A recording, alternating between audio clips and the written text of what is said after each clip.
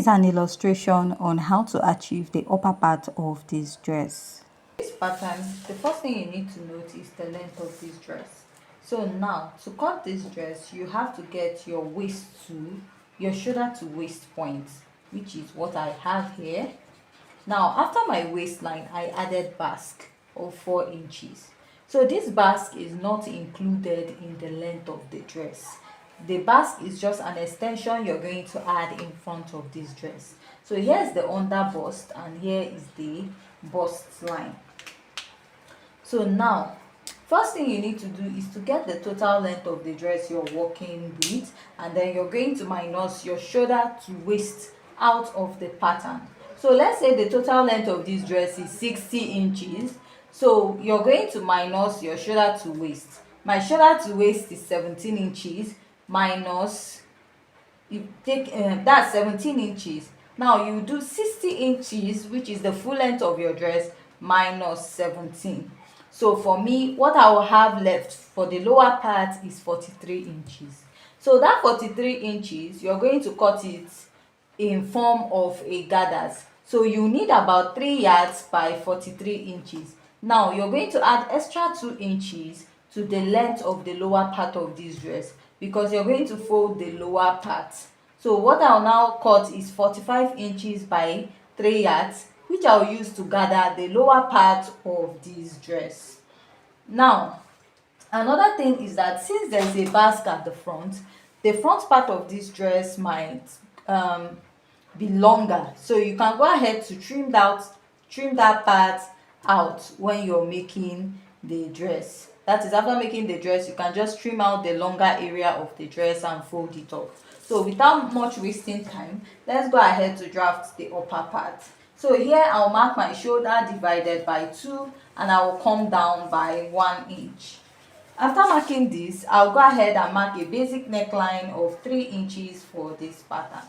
3 inches for the neckline. And the next step I'll take is to go ahead to place my pattern, and I'm going to place my ruler and I'll connect to the neckline.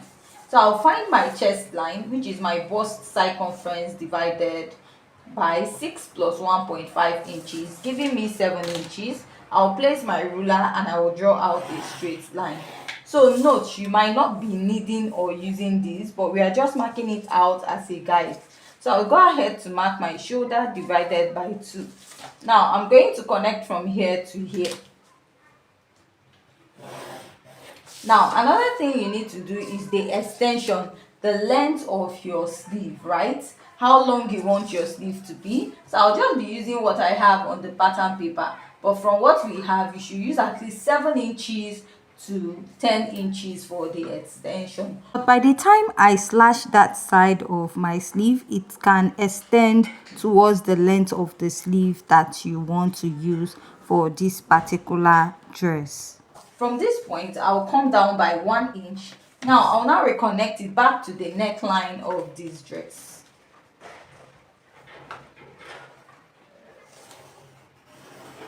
So this is now my new shoulder slope. Now let's go ahead and insert our measurement. I'll mark my bust circumference, which is 33 divided by 4, and I'll add my sewing allowance of 1.5 inches. So this allowance is not a standard. You can go ahead to use what is okay for you.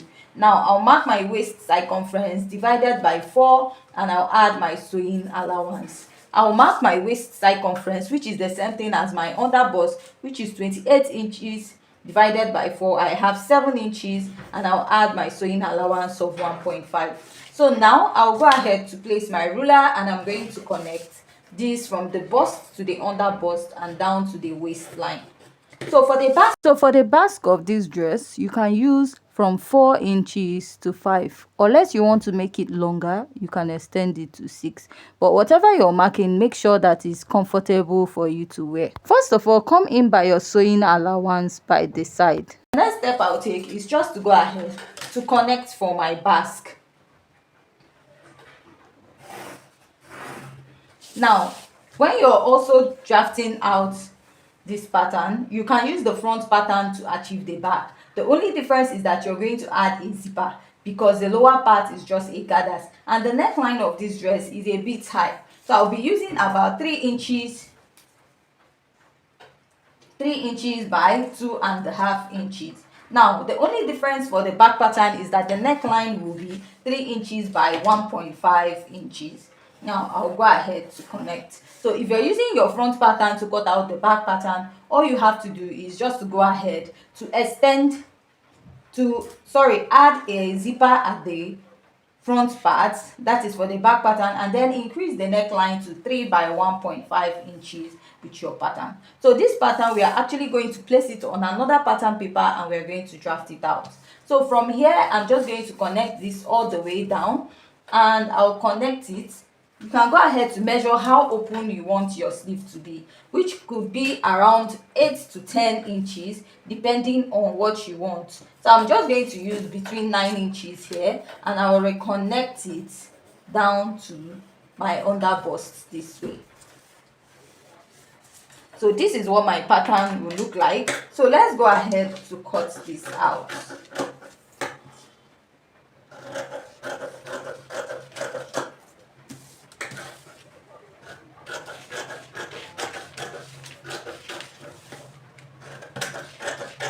Now on this dress, you notice that we have a cut at the under bust. So what am I going to do now is just to go ahead to cut this out. So now this is the basque area. Now if you're going to use your pattern to cut this, for the back pattern, what you do is to go ahead to fold this up and then add your zipper in front of it. That is, after using this pattern to cut out the front, fold out the basque area of this dress and then add your zipper to the back, a zipper of 1.5 to 2 inches. Now for the upper part of this dress, we are going to have like a slash and spread effect on it. So you can go ahead to measure what you have here and divide it equally, and then go ahead to spread it. Note, before going ahead to cut this, after measuring, you're going to place this and cut out your lining first. Now after cutting out your lining, you keep it aside, then slash your pattern, right? So the lining, you're going to use it to readjust your dress to the original length, right? To the original length of the dress after you're done slashing and spreading on this side. That is to get the pleated or ruffle effect on the main fabric. Then you now use the lining to turn the dress. So by the time you use the lining to turn the dress, you'll be able to pleat back the main fabric to the original size or length of the dress. The front and the back is almost the same thing. The only difference is that there's a zipper at the front, at the back pattern, which you'll be adding, let's say when you're drafting out your back pattern, and then you increase the neckline of the back. Now after slashing this, you're going to place it on another pattern paper. This is to get the ruche effect. Now depending on the space you're using, that is how much ruche you're going to have. Now this spacing you're going to give here depends on the fullness of the pleating you want on the dress. Now if you notice, what I'm using is not that much.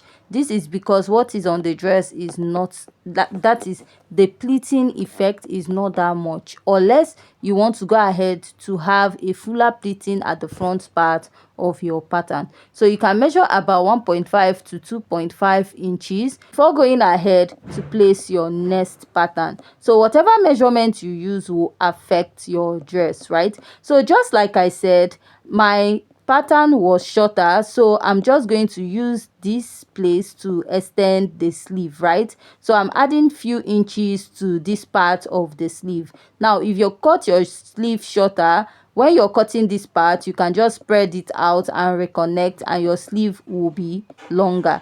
Now just add like a folding allowance on top of this pattern, and I'll go ahead to retrace the upper part of this pattern. Please, when you're tracing this out, be careful.